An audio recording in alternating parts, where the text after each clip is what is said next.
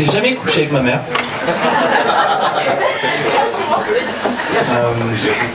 Enfin, du moins, depuis que j'ai des souvenirs, hein, évidemment. Avant ça, si c'est arrivé, j'espère au moins que j'ai été bon. Alors, je dis pas évidemment que mon petit cerveau malade, partant de manque, n'a pas eu des connexions un peu douteuses, en associant son visage radieux au corps souillé d'une petite ukrainienne repentie. Mais coucher, non. Alors, j'ai des valeurs.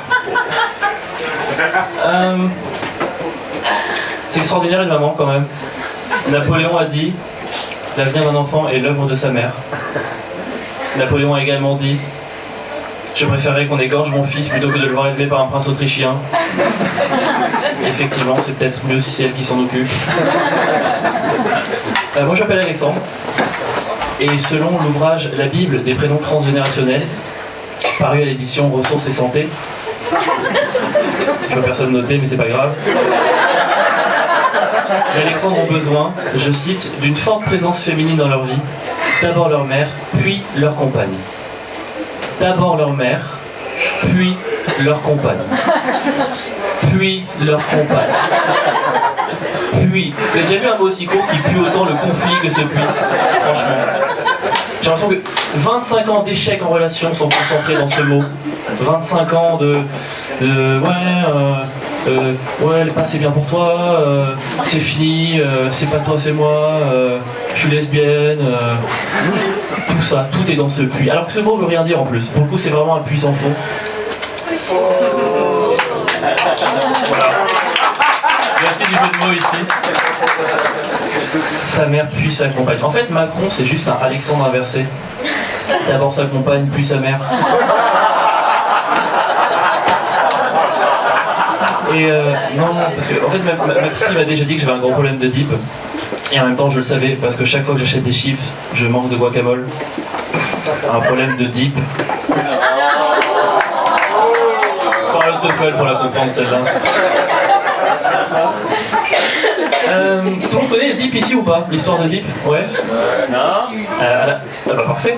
À la base en fait c'est un couple à qui l'oracle de Delphes dit votre fils tuera son père et épousera sa mère. Personnellement, j'ai connu moins mouvementé comme échographie. Imagine on ferait ça aujourd'hui. Imagine le mec. Alors, écoutez, il tringlera sa cousine et votera Mélenchon. Bah non, on arrête tout alors. Pourquoi vous avez pas Mélenchon? Bah si, mais j'aime la cousine.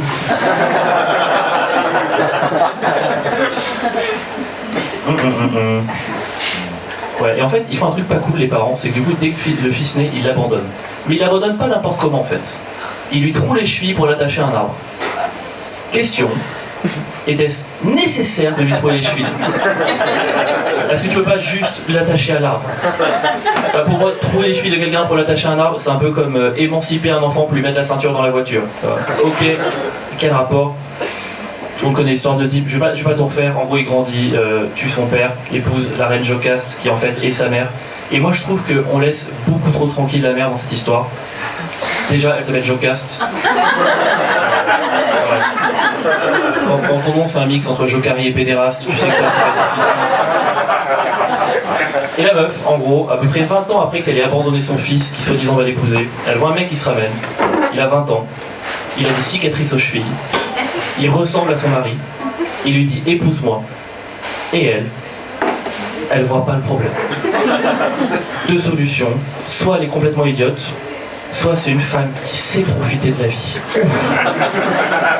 Oh, Jocaste.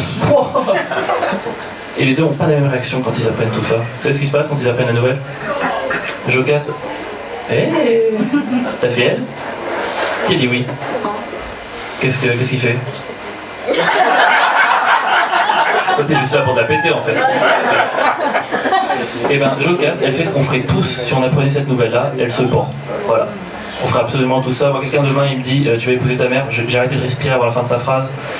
Oedipe a une réaction beaucoup moins rationnelle. Il se crève les yeux. Il se crève les yeux. Pour lui, c'est une boulette, voilà. Hop. Et voilà.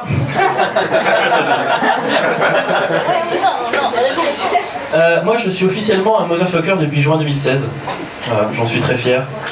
En même temps, c'est pas une surprise. J'ai toujours été plutôt attiré par les femmes qui n'avaient pas le même âge que moi. Je suis sûr que c'est la faute du puits. Et j'ai remarqué un truc assez rigolo, c'est qu'en fait, les deux tranches d'âge qui m'intéressent le plus correspondent exactement aux deux guerres mondiales. 14-18, 39-45.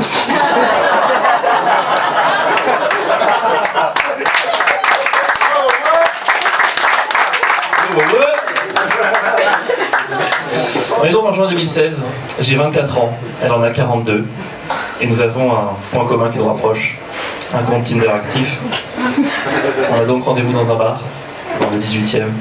5 minutes avant, elle m'envoie un texto, elle me dit « Je me sens très fatigué ce soir, tu veux pas me rejoindre directement chez moi ?» Je réponds « Si t'es fatigué, on décale. » Elle répond « Non, pas fatigué à ce point-là. » Smiley clin d'œil, smiley clin d'œil. Je réponds « Tu sais, si tu mets 2 smileys clin d'œil, techniquement c'est comme si tu fermais les yeux. »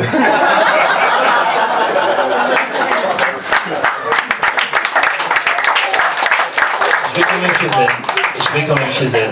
J'arrive, 150 mètres carrés en plein but de Montmartre. Je fais yes. J'ai toujours rêvé de me faire entretenir. Et j'arrive, on se met à table.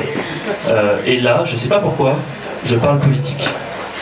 Ça m'est jamais arrivé de parler politique à un regard comme ça. Je sais pas ce que je cherchais. Je pense qu'en fait, au fond de moi, je voulais l'impressionner. Je voulais qu'elle soit fière de moi. Je voulais qu'elle me dise je t'aime. Je voulais qu'elle me prépare un chocolat chaud, qu'elle me dise ça va aller mon chéri, ça va aller.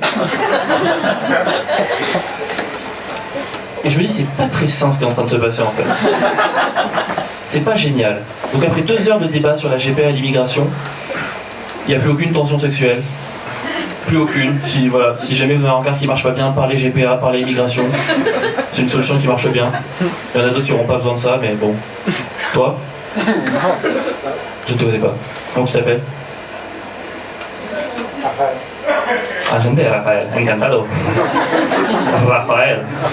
Tortue Ninja ou le fils de Zoro.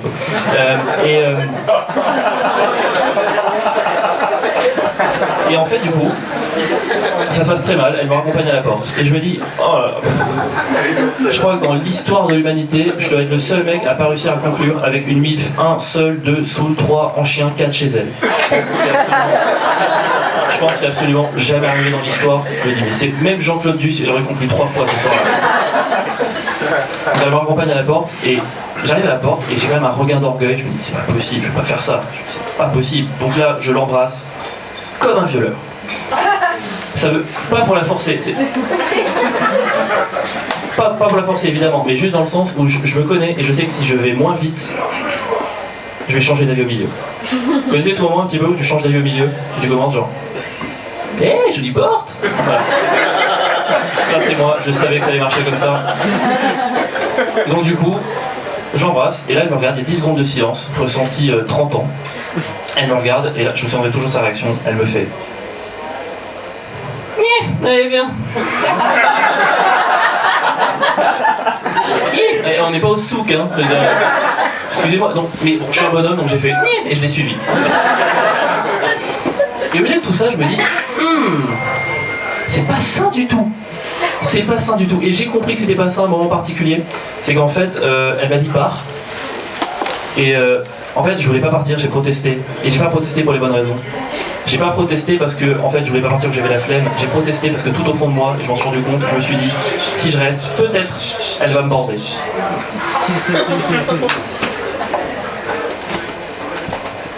Elle va me border. Me border. Border. Je répète ce mot jusqu'à ce que j'ai la phrase d'après. Border. Border. Enfin bon, je me suis rendu compte que c'était pas très simple, donc j'ai dit au revoir maman, je suis parti. Et sur le chemin du retour, elle m'appelle de loin, elle me fait « Attends! Est-ce que tu veux qu'on remette ça ?»